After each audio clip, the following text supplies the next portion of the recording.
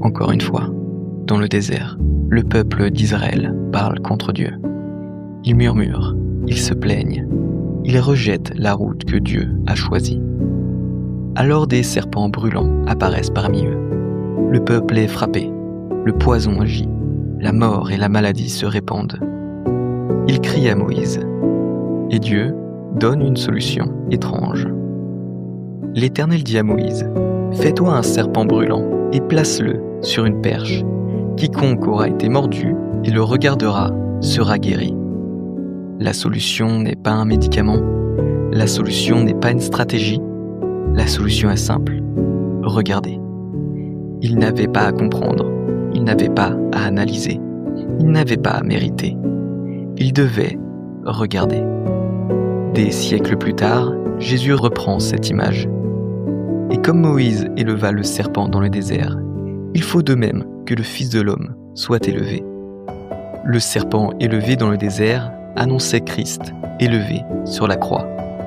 Dans le désert, le poison était dans le corps. Aujourd'hui, le poison est dans le cœur.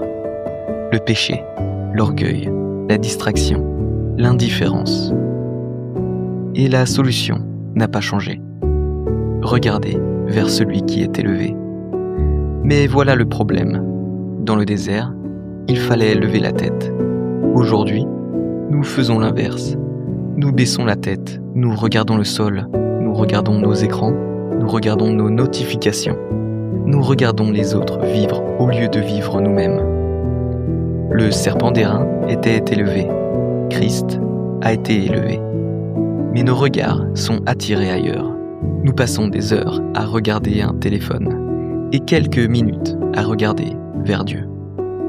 Nous regardons nos problèmes plus que ses promesses. Nous regardons nos peurs plus que sa fidélité. Nous regardons les hommes plus que le ciel. Pourtant, la Bible dit « Ayons les regards sur Jésus, le chef et le consommateur de la foi. Le regard dirige le cœur, et le cœur dirige la vie. Ce que tu regardes le plus finit par te façonner. » Dans le désert, certains ont peut-être hésité. Certains ont peut-être dit « Comment un simple regard peut-il me sauver ?» Mais ceux qui ont levé les yeux ont vécu. Aujourd'hui, beaucoup veulent être sauvés, sans changer de direction. On veut la paix, mais on regarde l'anxiété. On veut la foi, mais on nourrit le doute. On veut la présence de Dieu, mais nos yeux sont fixés ailleurs. Où est fixé ton regard? Car ce que tu contemples devient ton maître. Le serpent d'airain était un choix. Lever la tête ou mourir en regardant le sol. Aujourd'hui encore, c'est un choix. Lever les yeux vers Christ ou rester absorbé par ce qui est en bas. Tu regardes à qui? Amen.